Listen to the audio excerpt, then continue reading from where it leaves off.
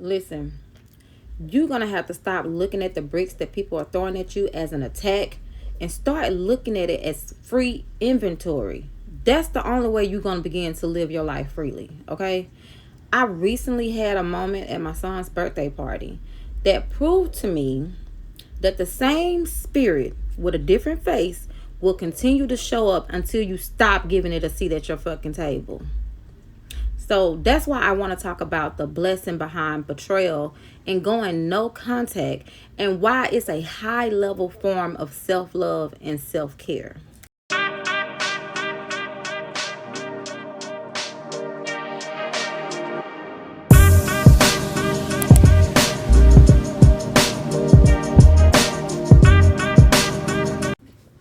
What you running for? I wasn't trying. Now it's blurry. I wasn't trying to run. I fell. Okay, there you go. Show me your shirt. Baby goat. Baby goat. Little baby goat. What's up, guys and goddesses, and welcome back to the Goddess Journey. I am Lala Monroe. Hey, y'all. And on the previous episode, I did open up about my own personal experiences about what led me to go no contact with certain family members and people in my life, right? So today, I want to touch on something I don't see people discussing enough, and that is the healing process that has to take place after making that decision and the blessing behind the betrayal. Now, trust me when I tell you it is no easy task going no contact, but sometimes it is absolutely necessary, not only for your own healing, but for theirs as well, whether they realize it or not. Now, first thing first, you're going to have to recognize the role you play. So, you're going to have to take accountability and you're going to deal with guilt. Okay. Now, dealing with guilt is natural. It's the human thing to do. You're having a human experience. You're going to feel guilty for not wanting to answer your phone, not wanting to do outings, not wanting to fill people in on your day to day, or whatever the case may be. You're going to feel guilty at first. It's normal because society teaches us that, oh, family is everything, right? And I say family because when we're talking about betrayal, usually it's those that are closest to you, aka family, or it could be a lover, a friend, people that you hold dear to you. Otherwise, it wouldn't you wouldn't look at it as a betrayal, or it wouldn't hurt as bad if it was someone from outside of your camp, right? So I'm just gonna say family, for instance. Um, you're gonna feel guilty, right? Because for a lot of us, these are people who we have known pretty much all of our lives. We've shared our most precious moments with, and it's your norm, it's your root, so it's all that you know. So you're gonna feel bad, or they may try to guilt trip you into feeling like you're being selfish, which you absolutely should be. This is the time to be selfish because you have to learn how to set boundaries and stick to those boundaries no matter how hard it gets for you. Okay.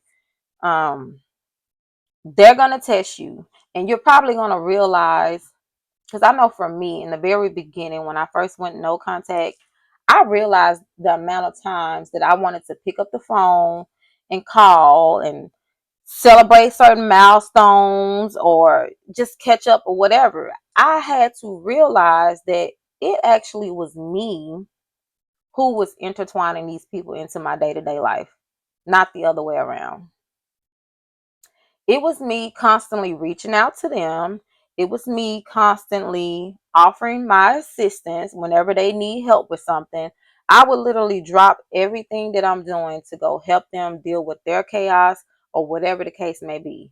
Not the other way around. When it came to me, they absolutely were selfish.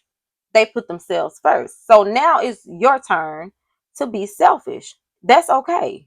It's what's needed right now.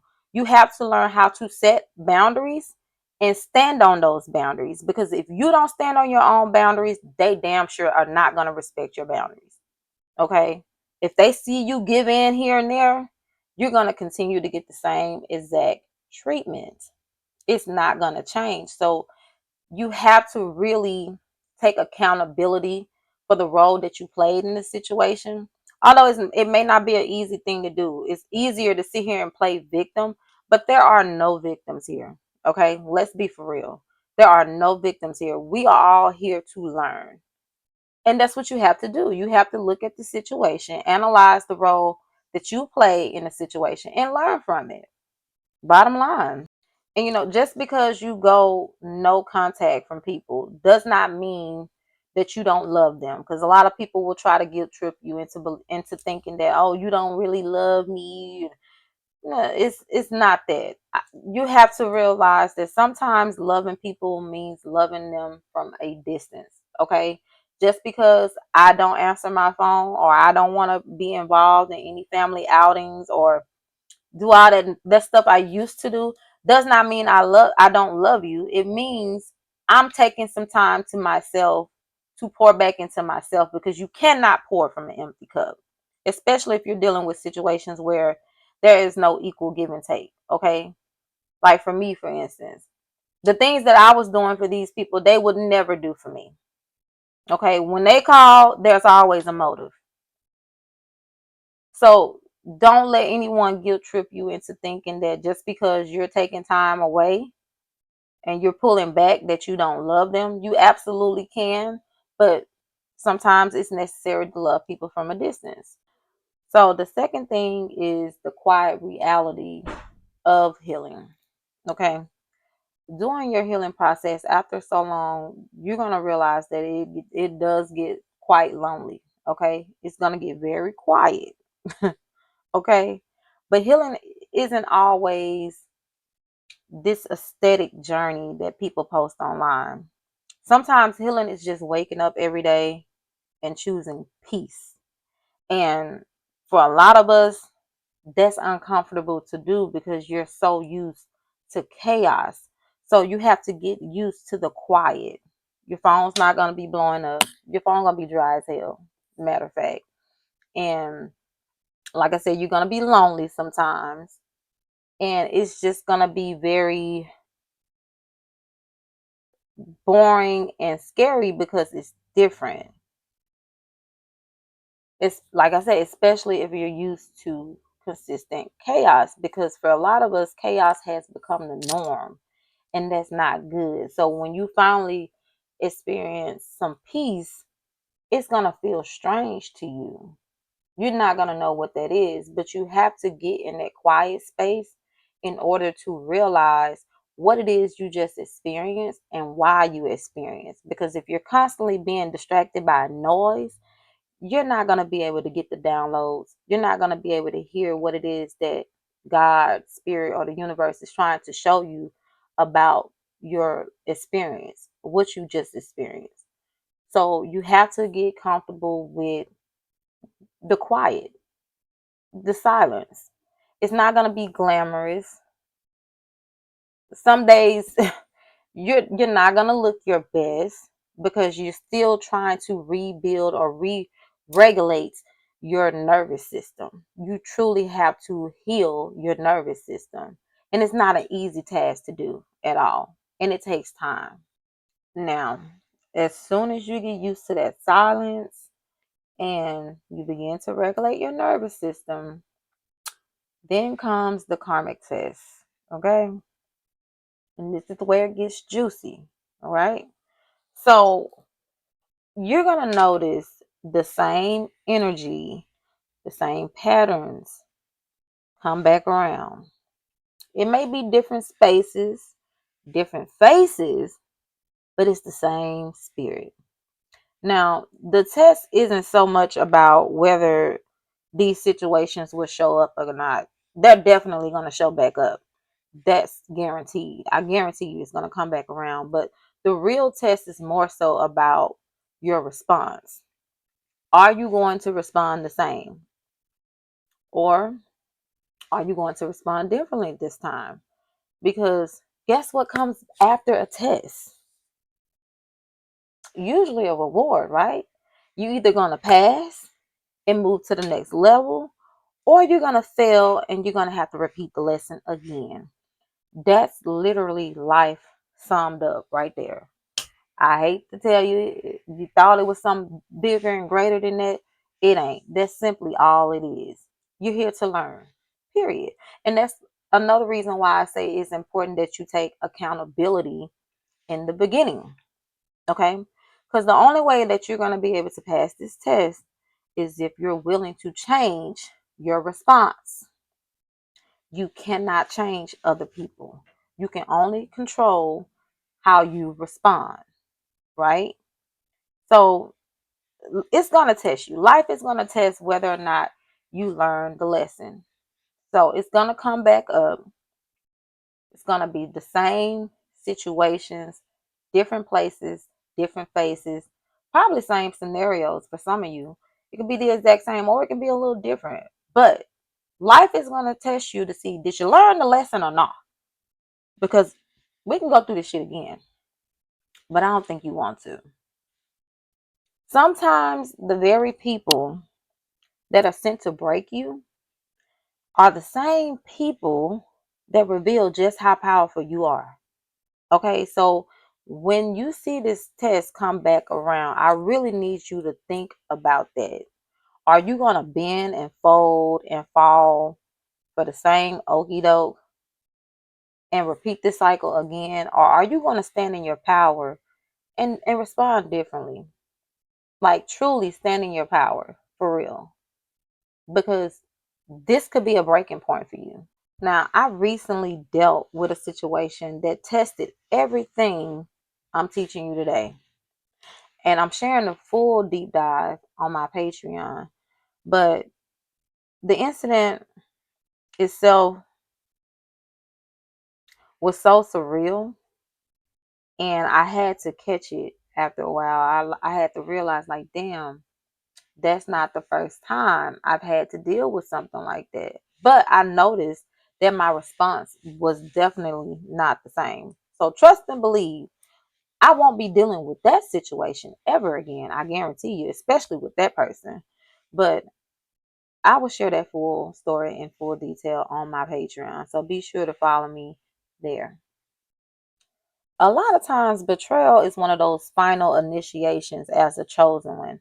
It's that moment that you realize the person you were waiting to save you or support you or to understand you is actually you. So the reason betrayal is the final test is because it forces you to stop looking for a home or safety in people who don't even have a home within themselves. And instead you realize that your mission isn't to save them from their instability, it's to save you and your own life from their darkness. Now, I know a lot of us, the ones who have to go no contact, who've been, treated differently in your family or whatever. A lot of y'all like to refer to yourselves as black sheep. Me personally, I ain't never referred to myself as a black sheep of the family. I have always been the goat. Okay? I'm the one who decided to get up and leave these people exactly where they had me fucked up at. I'm sorry. I just refuse to allow people to mistreat me or expect me to shrink myself to make them feel important. Baby, you're not that important to me at all. Especially if you feel like you gotta treat me a certain type of way just so you can feel good about yourself. Like, we're not doing it. I don't care what your title is. It don't matter to me. At the end of the day, respect goes both ways. So if respect is not reciprocated, I don't care what your title is, baby, you can get up out of my environment. Period. We don't have to deal with each other. But one thing about it is, I'm going to continue on my mission. You can do whatever it is that you do over there, and I'm going to continue moving forward over here. But you're going to have to realize that you're going to have to change. Some people are too afraid to speak up or step up and, just defend yourself, okay? Speak your truth. You're going to have to change that. You cannot be someone who constantly shrinks themselves just to make other people feel comfortable. You're going to have to start trusting your intuition, Discernment is so important, okay? Discernment is the key word here. You're going to have to start trusting your intuition, start noticing manipulation, notice patterns, okay? Because everybody has a pattern. They do. Start choosing to not react or just react differently, all right? But most importantly, though, I need you to stay focused on your mission. Whatever it is your purpose is in life, don't let anybody throw you off your throne when it comes to that, okay? Because I can guarantee you right now, the closer and closer you get to accomplishing something or reaching that milestone, whatever it may be, you're gonna notice so many distractions. That's when those tests are gonna start coming back around. So you're gonna have to really lock in, and I mean lock in, friend. Lock in on you, but most importantly, stay focused on your mission. Now, I'm not even gonna lie to you, y'all. Like, y'all gonna experience some crazy stuff, especially if you're dealing with narcissists or whatever. But especially when people start to realize that you are choosing you will be amazed at how many people simply hate you for putting yourself first. Like, they will literally do a whole they would just slander your name. Like, you're gonna hear all type of rumors, whatever, to try to distract you. They're gonna try it, okay? But while some people are still out here stuck in place doing the same things or worse, I need you to continue moving forward, continue building, okay? So if you're in a season where it feels like people are throwing bricks at you and you're just simply trying to heal, keep going anyway. All right. As a matter of fact, take those same bricks and I need you to build a firmer foundation this time. Alchemize it. Use it to your benefit. All right. One day you're going to look up and realize you built an entire life. An entire life while they stayed exactly where they at, going nowhere. But by you choosing to heal and do the work, life is going to continue to push you forward. It's going to continue to reward you. And that's the blessing behind dealing with betrayal. It does not stop you as long as you focus on your mission. It's only going to reward you even more. So, speaking of rewards, I cannot wait to share with y'all what it is that I've been working on. I know it's been a good little minute since I posted an episode, but baby, I've been living, okay? And I hope y'all have been living as well. But I have a lot of good things to share with y'all, so stay tuned. And that's thanks that for goddess watching. energy. Golden hour glow on the concrete jungle towers. Silk silhouette making power moves for hours. This the goddess journey, it's a new age. I write the check and then I flip the page. Making my own lane, this is business mastery. The goddess journey with Lala Monroe, magically.